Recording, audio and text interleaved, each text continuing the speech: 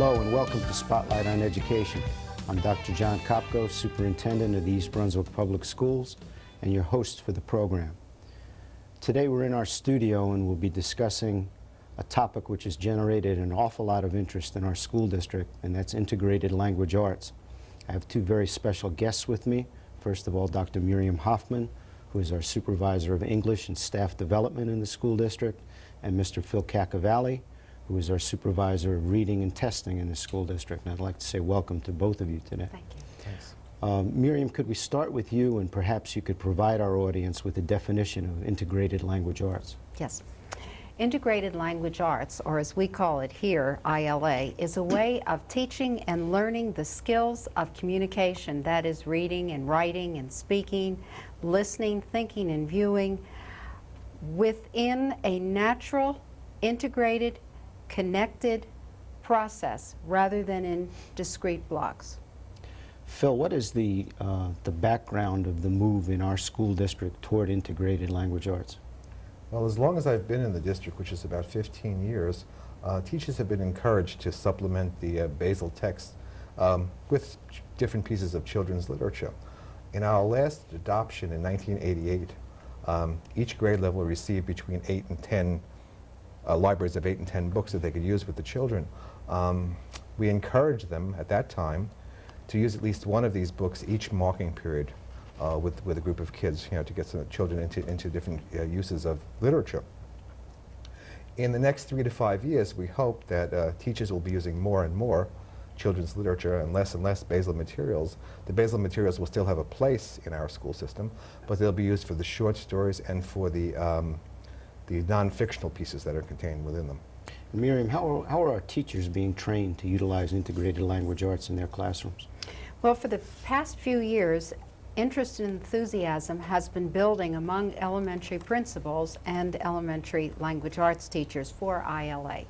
They've been attending ILA workshops, they've been reading and discussing research, and many of them have been piloting new approaches to teaching integrated language arts.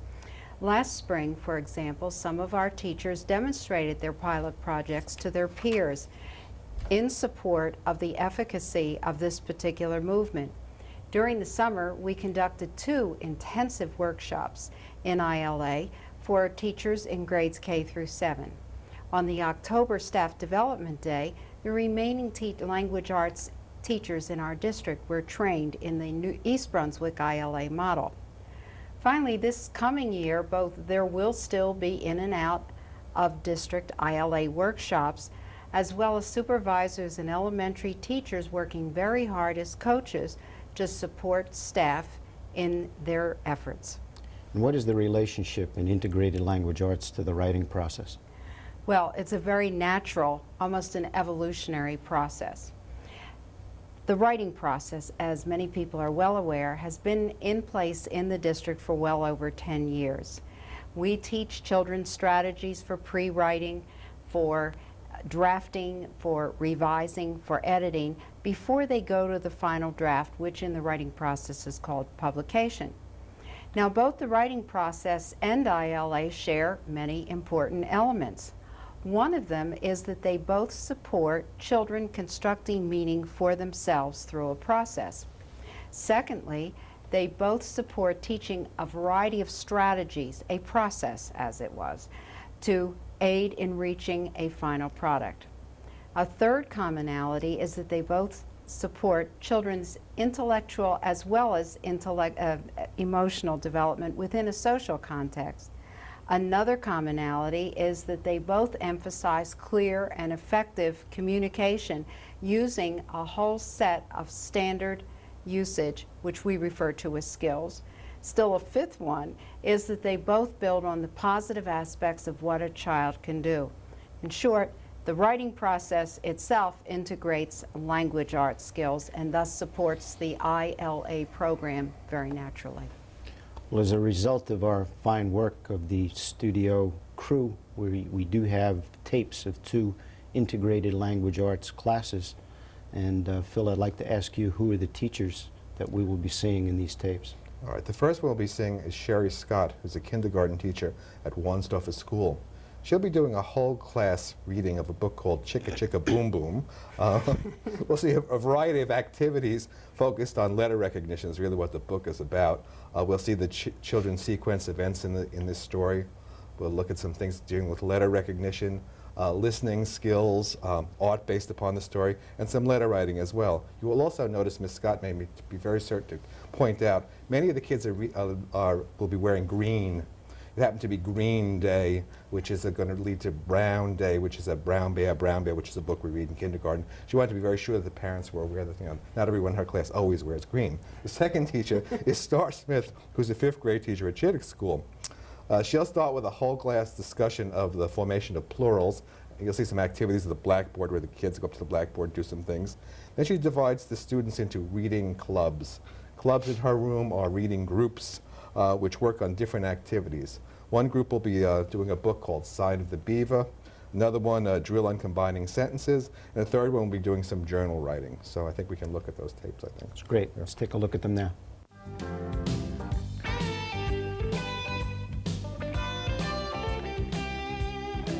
Now, on this book, we have a letter that we were talking about last week, and I would like to just have someone come up with my little letter finder and find that letter. It went with Apple Auntie. Who would like to come up and find that letter for me? Katie. It's at the end of the word chicka. There's chicka. Can you find the letter A? That goes with Apple Auntie. Perfect. Thank you, Katie. Could you sit down and I'll show the children? There's the letter A. A goes with Apple Auntie. Chicka, chicka, boom, boom. Well, first what I'm going to do is I'm going to give each of you a letter. I'm going to give you the letter and I'm going to tell you its name, so don't forget because you're going to need it during the story. Here's the letter Z, the letter S, the letter B. You are going to hold up your letter as its name is mentioned. Is everybody ready? Sit up tall and straight. Show me you're ready to start. Here we go. Help me read it too. I need some help. Chicka, chicka, boom, boom. A told B and B told C, I'll meet you at the top of the coconut tree. We said D to E, F, G, I'll beat you to the top of the coconut tree. I need some help when I read this book. I want to hear your voices. Ready? Chicka, chicka, boom, boom. Will there be enough room? Here comes H up the coconut tree. And I and J and tag along K, all on their way up the coconut tree. Chicka, chicka, boom, boom. Will there be enough room? Look who's coming, L-M-N-O-P. Good for you, Jeff. And Q-R-S and T-U-V. L? I'm an L. Still more W. Lindsay has the W. And X, Y, Z. The whole alphabet up the O. No. Ready? Chicka, chicka, boom, boom. Here's something that was in the story. Can someone raise their hand and read this to us? What does this say? Nikki.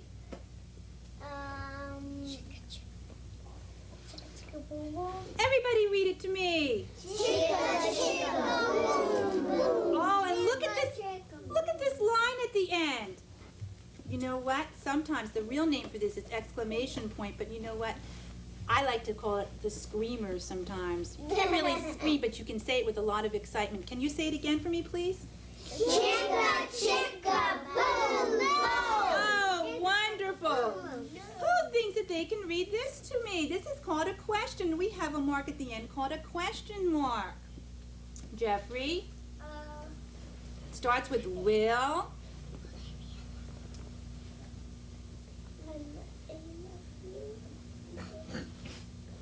Gregory? Will there be enough room? This time, question mark says, can you ask that with a question in your voice? Can you read that to me, please? Will there be enough room? Read it one more time. Will there be enough room? Oh, please don't shout. We don't like shouting. In this group, we have a student teacher working with students, molding letters out of clay. You can see they're going to trace the letter and then they're going to mold it out of clay. This is Mrs. Scott. She's working with the children on an art project related to letters and some of the things that were in the story. This group is working at a sand table. They were finding letters buried in the sand, and now they're going to do some measuring of the sand. This group is working at a magnetic board. They're putting letters on the magnetic board, and then later on they'll write some of the letters. This little girl is doing computer recognition of letters.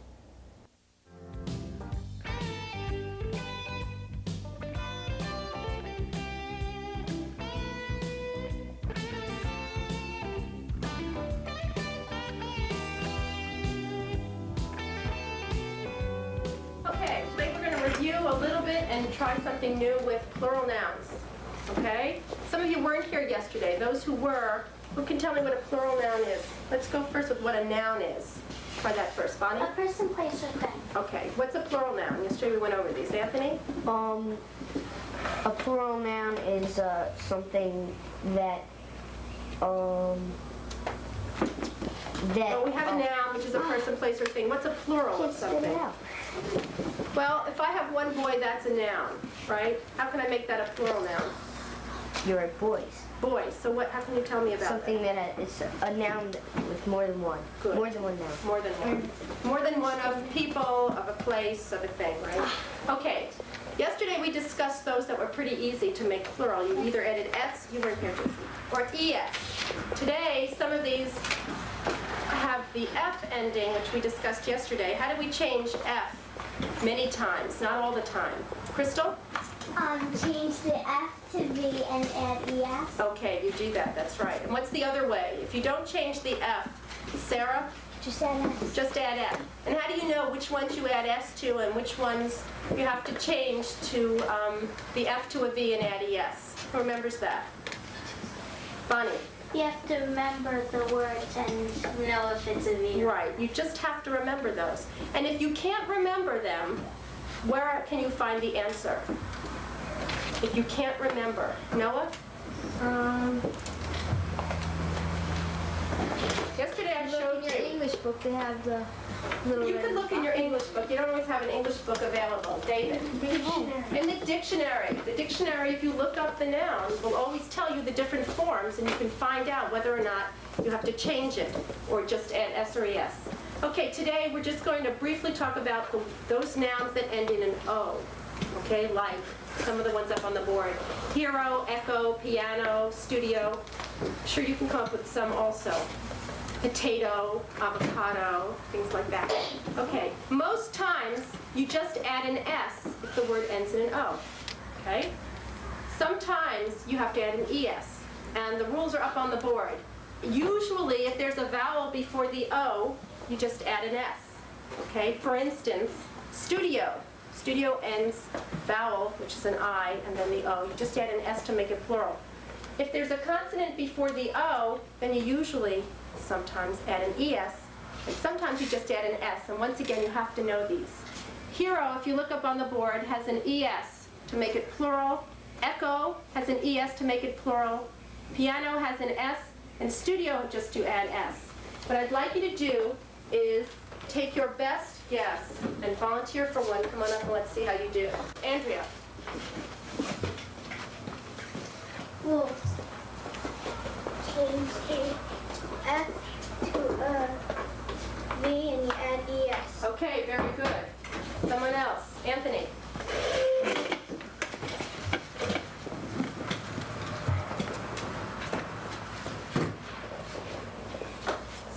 Thieves. Theives.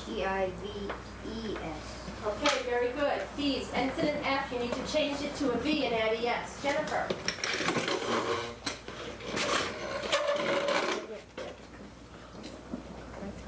Echo, you would add an ES.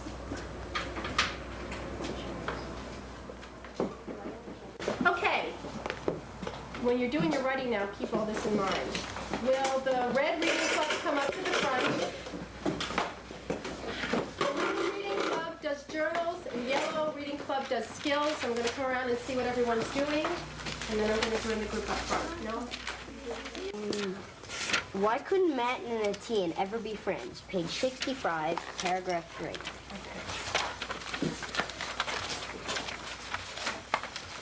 That's a strong statement. Are you saying that? You don't think that they can ever be friends? Well, no, it says it right here. Okay, let's hear. Paragraph 3. When did you start reading, and he was fed up? No, it says it right Next I know, but I want him to read a little bit before that. here. On the third paragraph, 1. somewhere in the middle. And he was fed up with the teen's scorn for white men. It was ridiculous to think that he and a teen could ever really be friends. Keep going. Sometimes he had wished he could never see a teen again. Keep reading. Even at the same moment, he realized that this was not really true. Even though a teen had annoyed him, Matt was constantly goaded to keep trying to win with the strange boy's respect. Okay, now, it says in the beginning that it would be ridiculous to think they could ever really be friends, but did he really mean that? What is he really saying? What about their relationship? Who wants to help? They're very different. They're very different, that's good. ethnic. Different ethnic backgrounds. We've talked about ethnic backgrounds. Do they understand each other's customs? Not yet. Not yet. They might get to though. And because they don't understand each other's customs, they're having difficulty being friends. But they might not be ever become friends. Well, do you ever see examples of them being friendly toward each other?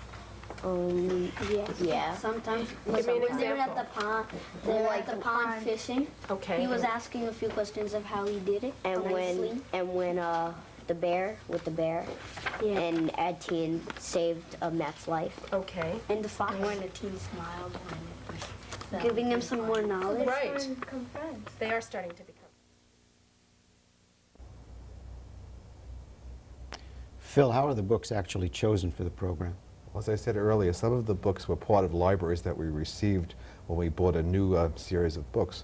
Others of the books, what we did was we asked teachers, what books have you had success with, in trying to use with your students? And from those, we generated from each school a list of books that were successful in that school.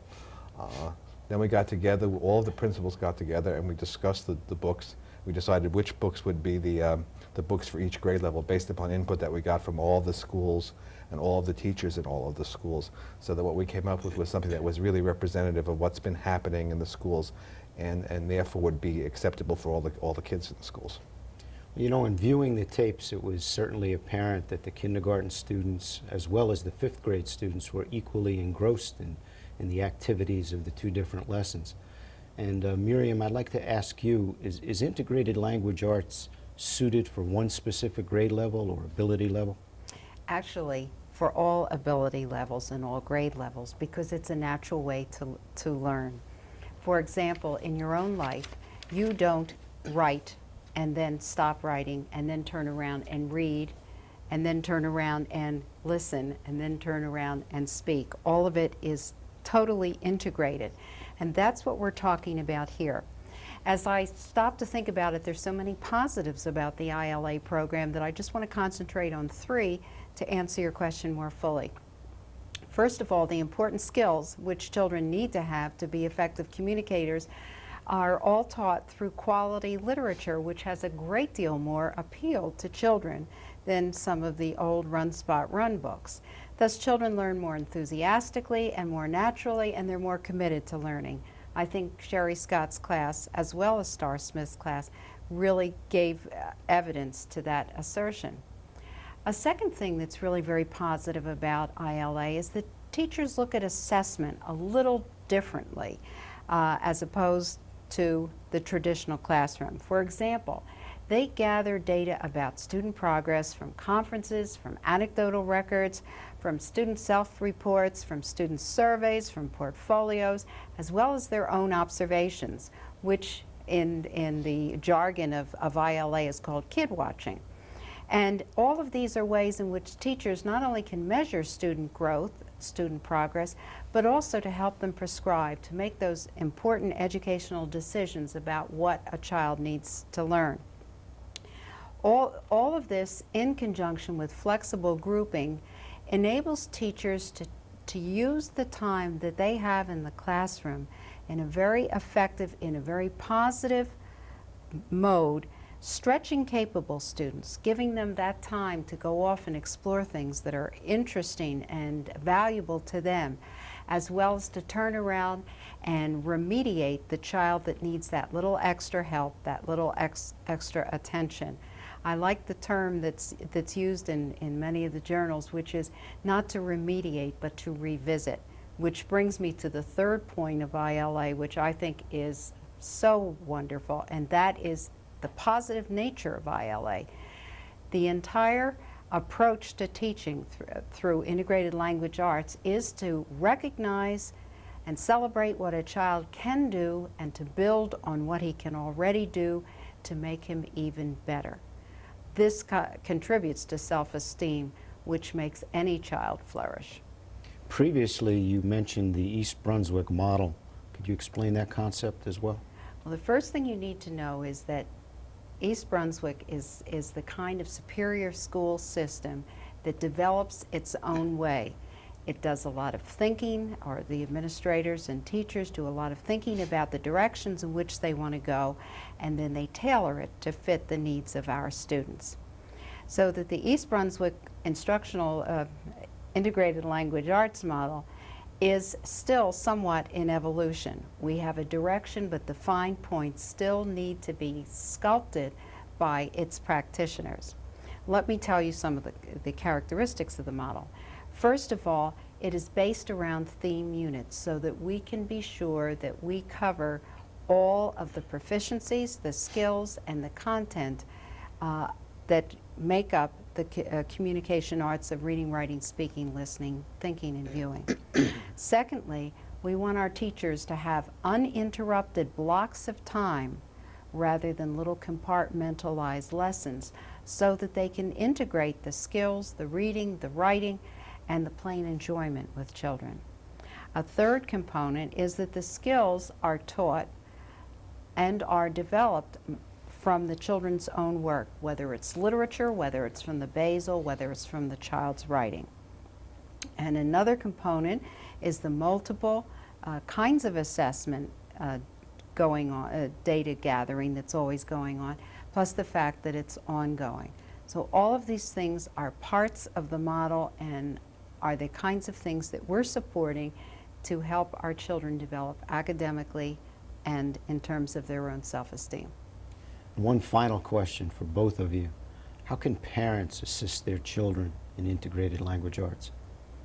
Well, being a theory-based person, I'm going to go back to an important part of the theory that supports integrated language arts in East Brunswick. We know that in a good ILA classroom, the teacher provides opportunities for children to learn from them, to learn with them, and finally to do by themselves, which if you stop to think about how you learn is a very natural evolution. Parents who would like to help their children become effective communicators need to follow a similar process. First of all, parents need to read to their children and to write with them, letters, lists, cards. The second thing is that parents need to read with their children. Ask them questions about the material, encourage them to make predictions about what will happen next. They need to write with their children. Composing a shopping list or a letter to grandmother can always turn into a cooperative venture. And finally, parents need to encourage children to read by themselves often and to write by themselves, such things as letters and diaries, travel journals, and they need to share the children's successes and activities with them. And finally, parents need to celebrate the child's increasing control over language. Phil, do you have any suggestions? Yeah, I have a few suggestions. I think that parents have to sort of model what we're doing in the schools. They have many, many opportunities at home that are sort of missed, like at the dinner table, for instance. provides a wonderful opportunity for discussing events that happened in the school during the day, events that are happening nationally that you may want to discuss and get the children to give them your opinion of what's happening nationally. In addition, when you're watching television, if you watch television with your children, you can sit down and make some judgment calls about what you're watching. Was that a good story? What made it a good story? What would you have done if you were in a similar type of situation?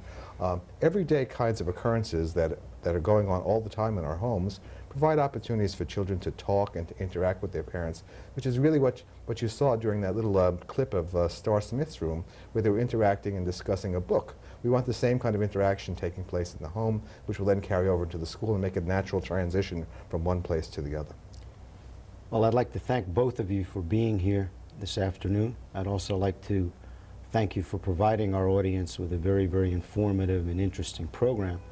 And I'd like to compliment your leadership and also the initiative of our staff as well in this area of integrated language arts.